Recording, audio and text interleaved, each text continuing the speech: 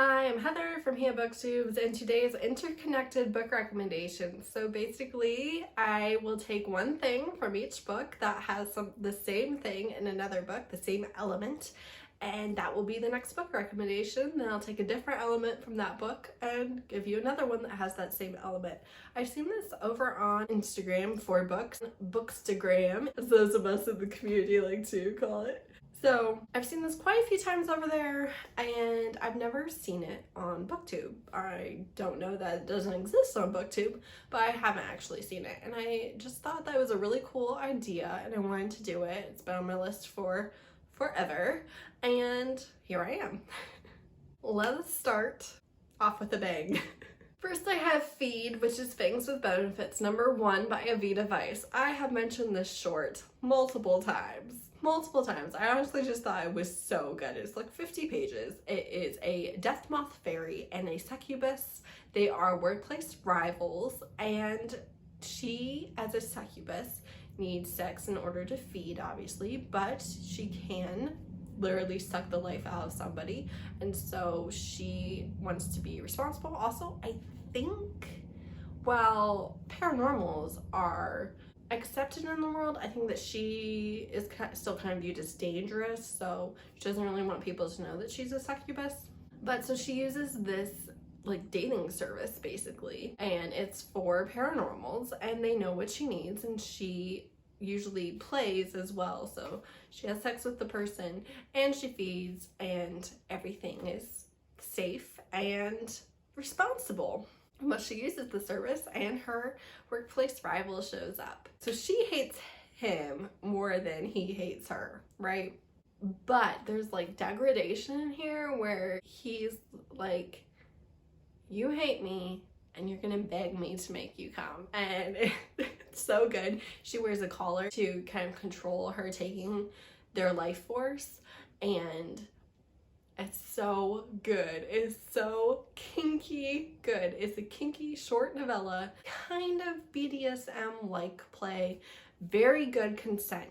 Excellent consent in this novella, and all the Aveda work that I've read has had excellent consent. So if that's something that sometimes turns you off from kinky novellas, this one is just perfection. And while this does not have a happily ever after or even happy for now, he's basically like, I'll see you at work, they are getting their own full-length novel in December, I think. And I cannot wait. I want to see scenes with them at work. I can't wait. Next, we have another short kinky novella with degradation, and that is Games We Play, which is One Night #1 by Dana Izzy. That's one I would say the consent isn't as good. He does get her consent for like the overall interactions, but they never have any conversation about what's okay and what's not. Now, everything that he does work for her. Maybe it ticks her off, but it works. And there's a lot. If you don't like one kink in this book, no biggie, because 2 pages later, you're on a whole different kink. There's a lot of them. So basically, it is Corpse Husband fan fiction. Did I listen to Corpse Husband while reading this book?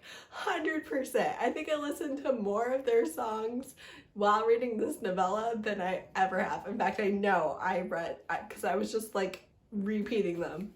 Did that help with the overall atmosphere? I don't know. So we have this masked gamer with a really deep voice, and this journalist interviewer has an interview with him, signed the NDA, and is there to kind of write an article about him. And he's like, just one night, you can live the fantasy, the mask fetish, all the things, and it's kink after kink after kink.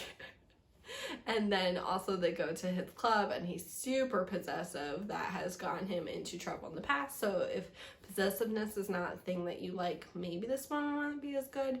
I'd say if you like the kinks without the over-the-top alphaness, then Feed might be better for you. This one has so many things. I would say probably the ones that are going to be the biggest turnoff for most people are there's some pet play and there's some slapping. So if immediately you're like, I don't want to read even one page of that in my book, then maybe skip.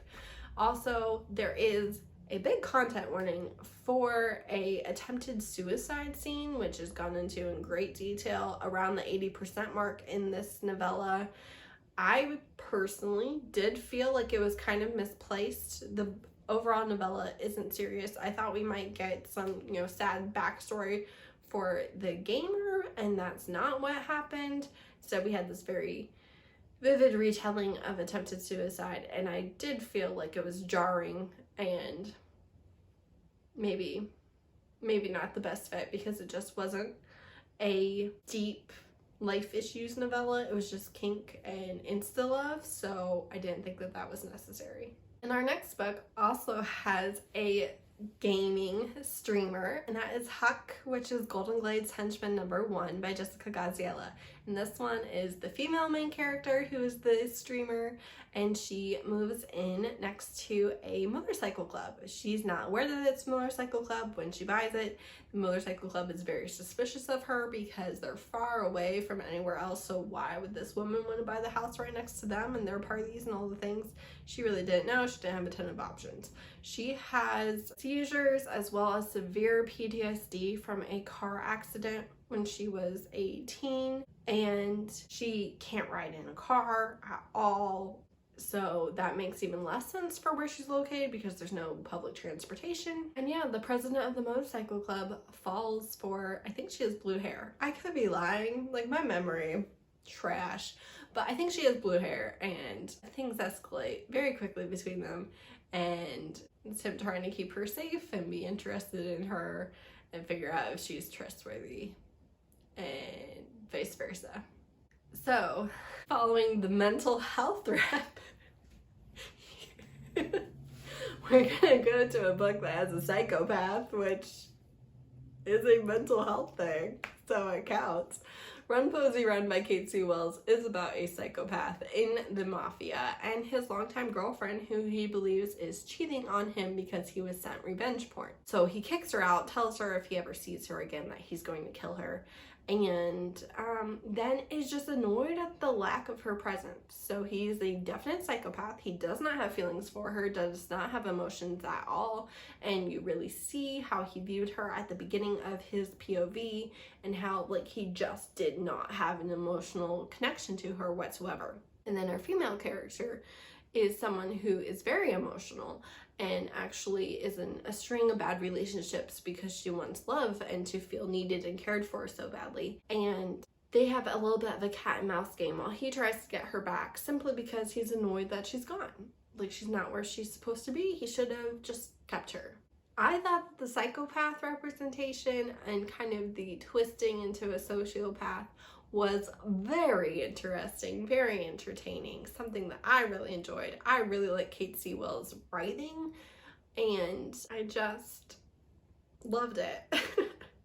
It's a dark romance. Be aware of content warnings for domestic abuse and violence, but it was a blast. Then also in the Mafia, I have Keeping Lily, which is Disciples #1 by Izzy Sweet and Sean Moriarty. This is my favorite, not very good, but highly consumable Mafia series. It's very insta-love, it's very over the top. Basically, we have this man who is in a lot of debt. The head of the Mafia comes to see him, and it is Lucifer. And the dude's like, just take my wife and kids, don't kill me. And the wife is like, I could kill you right where you're at.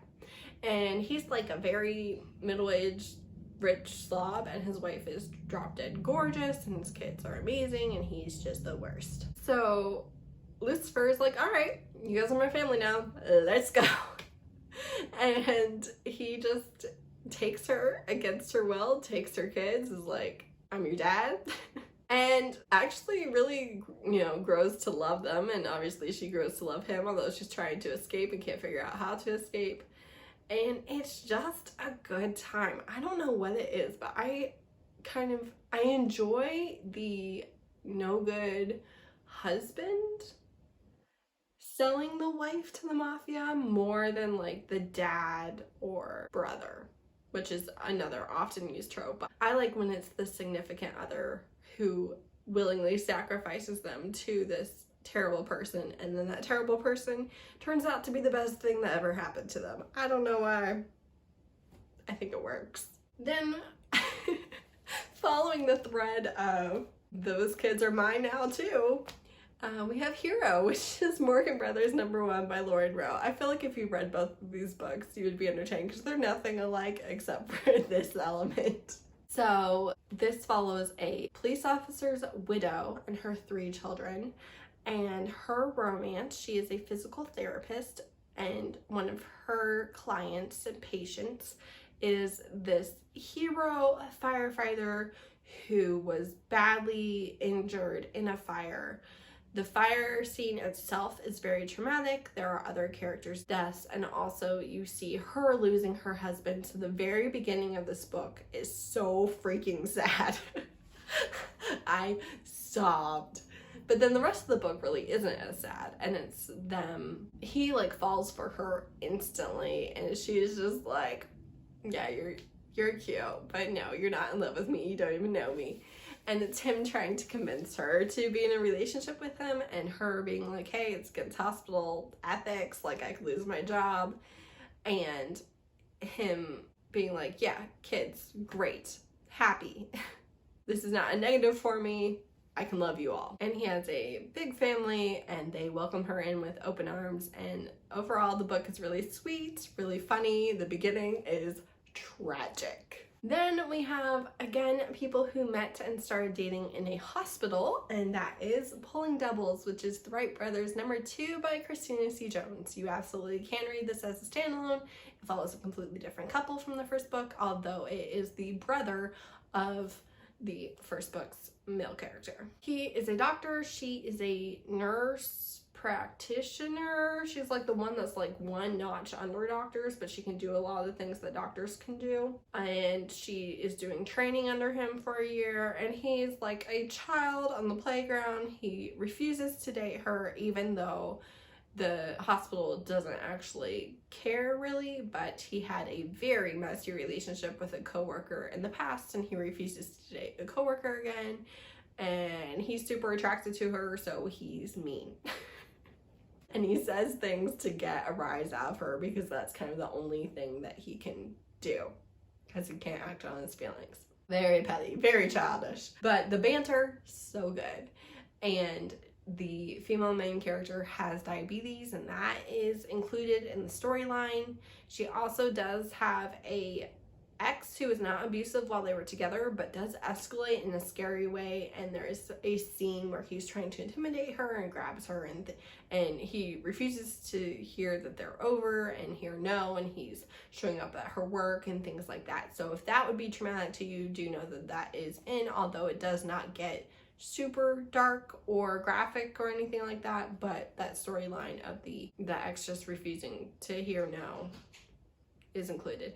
Also, his ex is a problem and comes back to the hospital and causes issues for the female main character. So if you don't like anything with exes, maybe skip this one. But honestly, it's Christina C. Jones, which means it's delightful, regardless of what tropes she does. And since Pulling Doubles is workplace enemies to lovers, this brings us back to Feed. Workplace enemies to lovers. It's good stuff. I had so much fun with this video. I will definitely be doing this again. It was just really fun to hunt down the books and decide what element I wanted to try and take out of them to find a different recommendation for. I thought it was really fun. A little bit more work maybe, but very entertaining to me. I hope you found something that you would be interested in reading. Let me know if you've read any of these. Let me know if you're like, oh, this book also has that element and it's great. Whatever you want to do, comment, tell me about it. Thanks for watching. Bye.